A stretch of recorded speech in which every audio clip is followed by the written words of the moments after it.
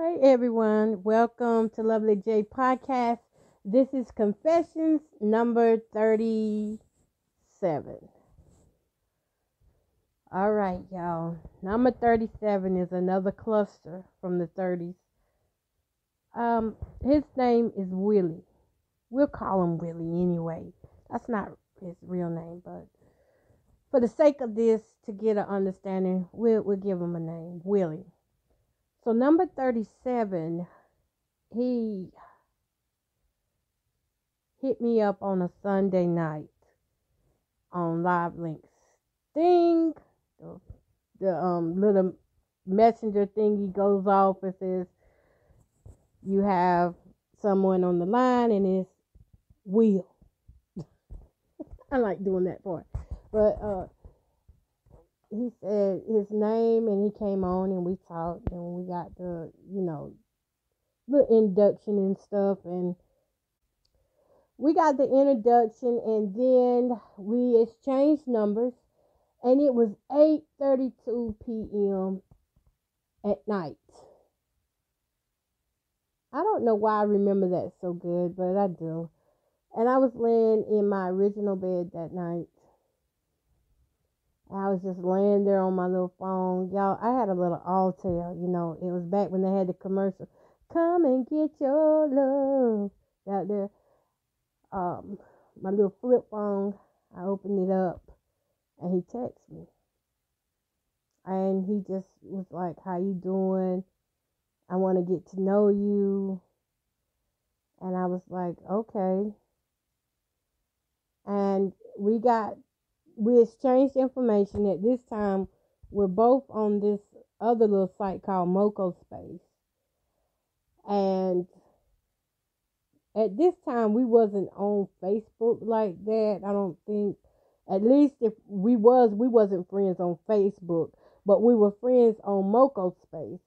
And so for a long time, after he sent the initial message, we didn't talk for a while.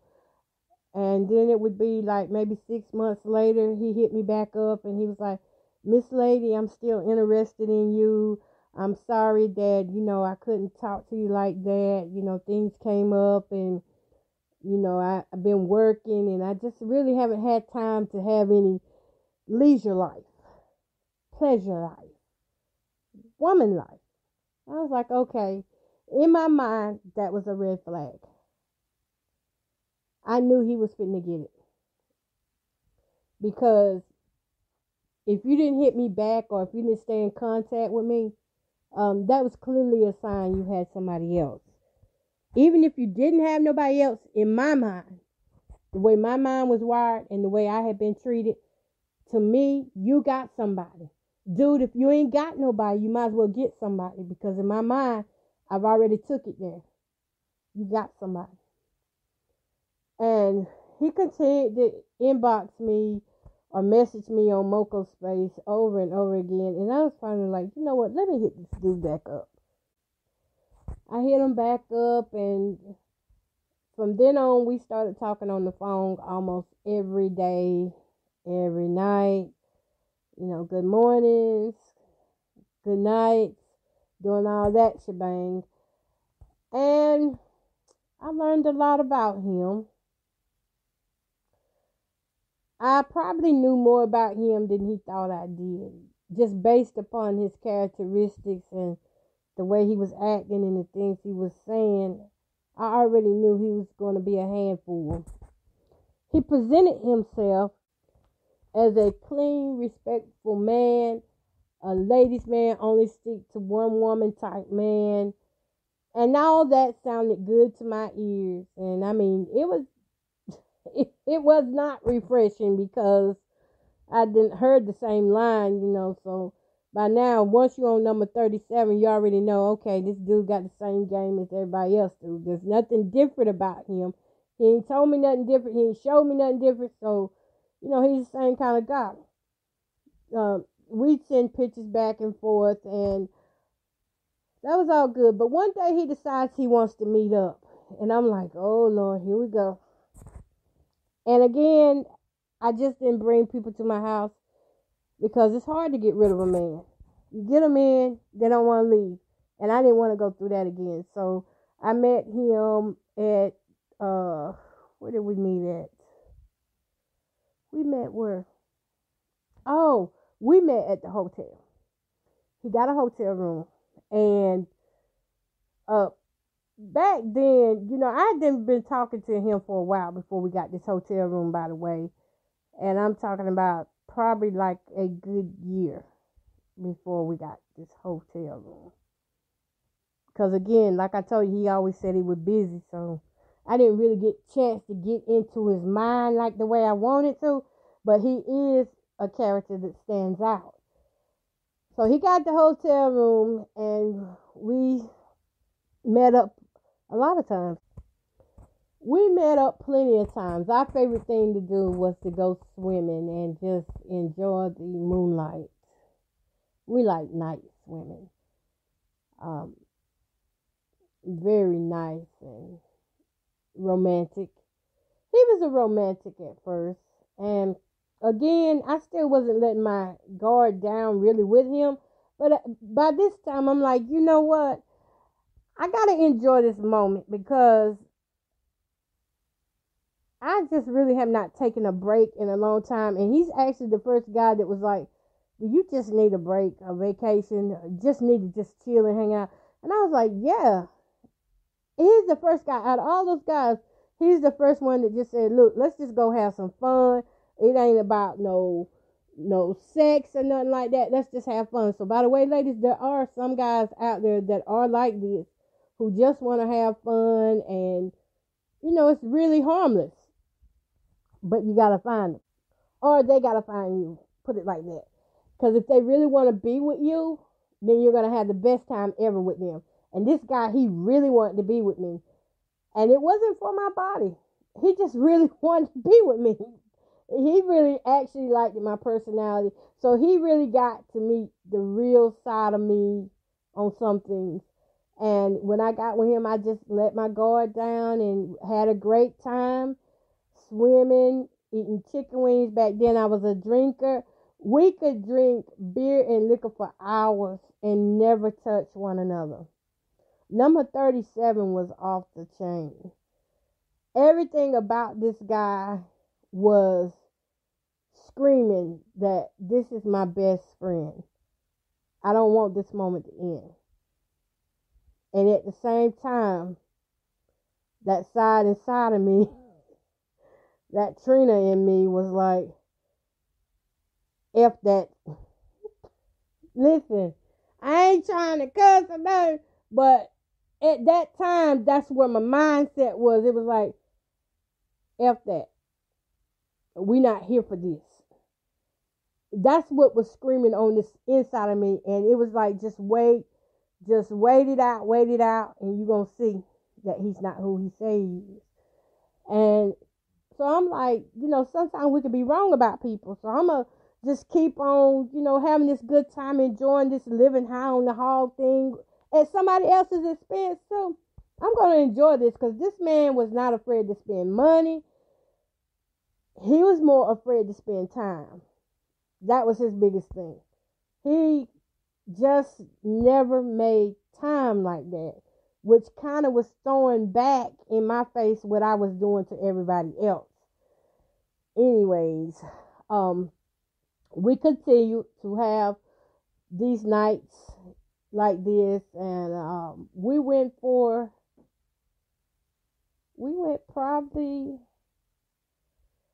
I'm going to say we went for about 7 or 8 years doing this.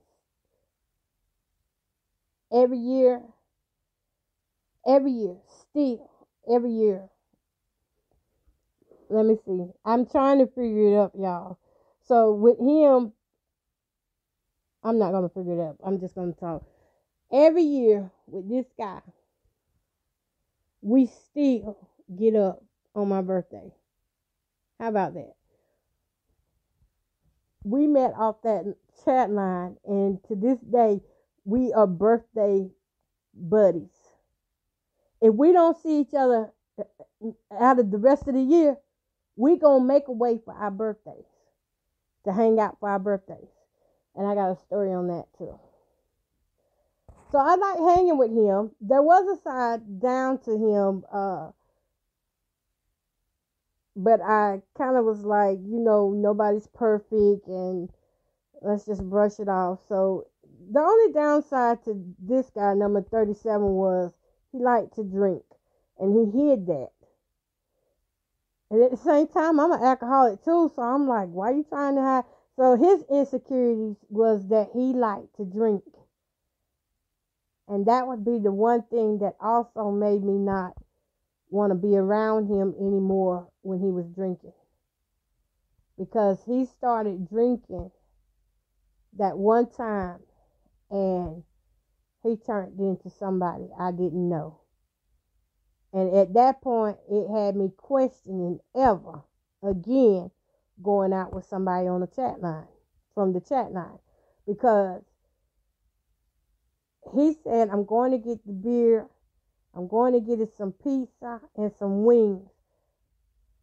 And he gets a 12-pack of beer. And I'm like, yes, this is enough for me because I got my side of liquor because I'm more of a liquor drinker anyway. And I've got my fifth of liquor on side of me, so I'm not even really worried about the beer like that. And I wasn't until this happened. Well, we were sitting around this little round table in the hotel. You know how they are. They got the round table and then you got the two chairs. I'm sitting facing him. He's facing me. And he just looks at me. And he just stops and looks at me. And I'm like, what's wrong? Is something on me? Boy, you better tell me if it's something on me. Nothing comes out of his mouth. And I'm like, oh my God, what have I gotten myself into?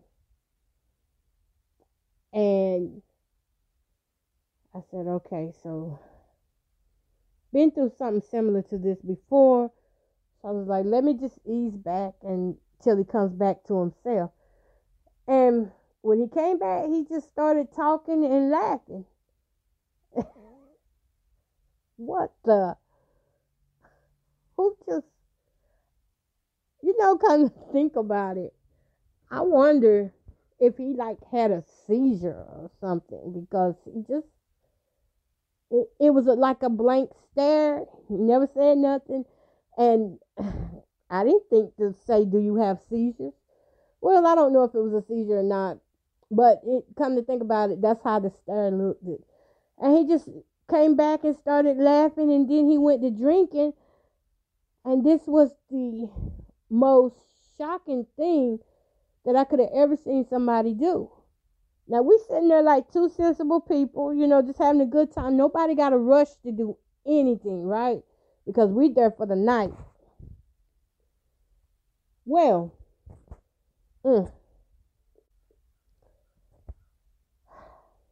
that first beer down, he was like, I like to drink beer, but I don't drink a lot. Okay, no problem. And he said, ooh, I was really thirsty. I was like, yeah, you was. You drank that beer fast. He like, girl, it's hot outside. I said, yes, it is.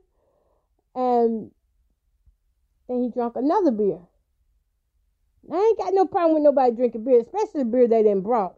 I don't got no problem with that. He drank this next beer pretty fast. Faster than the first beer. And I was like, wow. You trying to impress me with your drinking? He's like, no, I'm just hot and thirsty. I was like, okay, no problem. Again, he brought the beer, so if he wants to drink it, let the man drink it.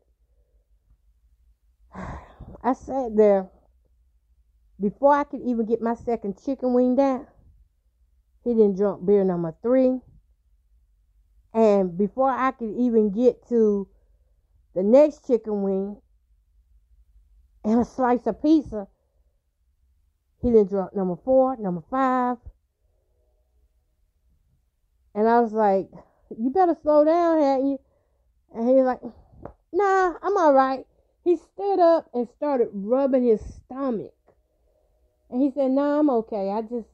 got thirsty. I was like, what have I got myself into?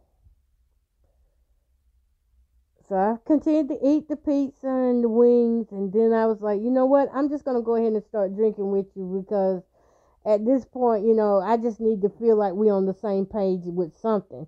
And I just poured me a shot of liquor and got me a beer, and he looked at me like that's my beer. You can't have none of that. I was like, okay. And I got that one beer, and I really did not feel comfortable getting a second beer, so I just sipped on that beer the rest of the time. And moral of the story, y'all, this joker drunk a 11 pack of beer in every bit. Y'all hear the train in the background, I'm sorry. But that's our area. That's beyond my control. This joker drunk 11 pack of beer. This ain't no lie, y'all. Less than 30 minutes.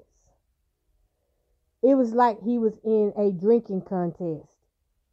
He get all this beer down inside of him, and I'm like, I ain't even gonna try to compete with that. Because one thing I didn't learn about drinking is you don't compete with people in drinking unless you're getting paid with it for it. You don't compete. When I drink according to what I can handle, what I can tolerate. So I wasn't finna try to keep up with him. I let him go ahead and have that. But what got to me, after he done drunk all this beer, he gonna sit down right in front of me. And he started walking around just looking at stuff. I mean, while he's drinking down this beer, y'all, he's up walking around and he's just looking spaced out. Like, I didn't know what was going on. But then finally he decides to sit down in front of me. And when he sits down in front of me, and I'm just sitting there, playing my little Marvin C's, I was trying to get, the feel good stuff. You know how we drink and listen to blues music and stuff? I was sitting there just enjoying that, and all of a sudden, bleh, what the? You sat here and drunk all this beer, and now you done threw up all over the chicken wings and the pizza and my liquor and my pack of Newports, because y'all, I smoke too. And my lighter. Can't even use my lighter. And the floor. And yourself.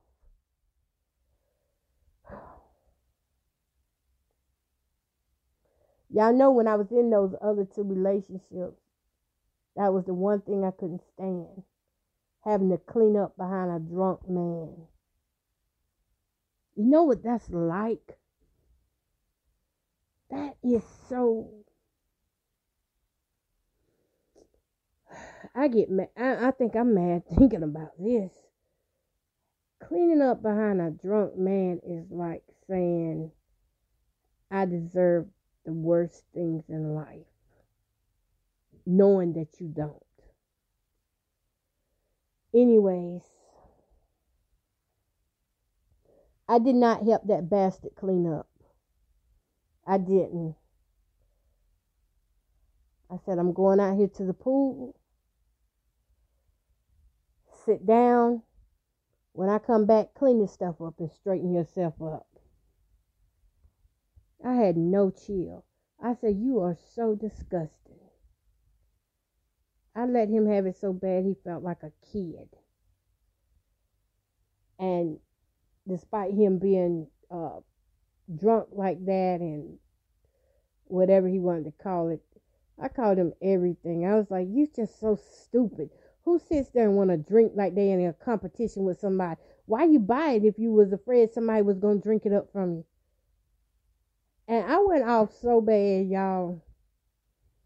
I said, dude, if he would have tried something, it would have been on. So as part of his punishment, what I did to him, I let him try to contact me for 6 months. I didn't answer the phone, didn't answer no texts, or anything from him for 6 months. Gonna ruin my day like that. However, we did end up making back up and becoming good friends after that. But if there was any chance of anything romantic after that, it never happened. We couldn't get on a romantic level after that. Now we do have a little story of, and I never told him this, but number 70 and number 37 actually met up and didn't realize it. Yeah. This was in 2015. We was at the hotel, and number 70 was supposed to come with and celebrate my birthday with me. And he was like, he had to go work. And so I was like, okay. And me and number 37 had already planned, we'd already planned to hang out for my birthday. But number 70 didn't know it. And I was like, how am I going to do this? Because both of them are supposed to be coming at the same time. And what I did was, number 70, when he left the hotel to go do his gig, because he was a gig man. When he went to go do his gig, that's when number 37 came in, not knowing that they actually crossed each other's path on the way, as one was coming, one was going. And that was like, I think that kind of made me feel really, I was excited, because sometimes I like taking risks like that. And when I would take the risk like that, it would be like, we would have the best times. I ain't gonna lie. I mean, I don't know. It's something about when love is so good, when you're still in it. I don't know, but some of my best times I had was when I was taking risk. And I really feel like this whole Live Link story thing was really a risk, because it had its ups and it had its downs. And even though either one of those guys, I could still call any of them to this day and we can go hang out. But number 37 gave me, when he did that you know what, after he did that, it was not long after then I really quit drinking. It may have been a few years after then, but I quit drinking. I was like, and I wouldn't allow him to come around me drinking. If he had been drinking, I wouldn't be around him. But we ended up being real good friends, so that was a Live Link that worked out right there. Because we still friends to this day. I mean, we can talk to each other. Not on no romantic side. We don't do that. But as far as being a friend, we can still do that. As long as I don't see him with no beer in his hand, I'm good. And did I mention how he smoked them cigarettes? Look. How do you hotbox? He went through, like, the whole time he's drinking these beers, he's smoking these cigarettes too. He smoked probably 10 cigarettes in 30 minutes. And don't tell me it can't be done, because it can be done. I saw this with my own eyes, and I barely was into my second shot. So I was sober at the time when this was going on. He pissed me off with that. But for some reason with him, I didn't really try to make him feel bad about himself, because at this time, I'm still moving in bitterness, but I had to pick and choose options, who I wanted to make miserable and those who I didn't want to make miserable. He was one I didn't want to make miserable, because he was one that says, hey, come on, let's just go have fun. Unlike the other ones wasn't like that. They wasn't like, let's go just let our hair down and have fun and swim. They didn't have plans. See, he always came with a plan. And that's what I liked it about him, is that he would plan out what we would do. I wouldn't have to sit back and walk him through baby steps of what to do or what a woman should have. He knew what a woman should have. And he also knew that he couldn't have no type of relationship with me because we liked each other too much as friends to be together like that, knowing that we would hurt one another. That's how that thing turned out to be. And number 37 just turned out to be different.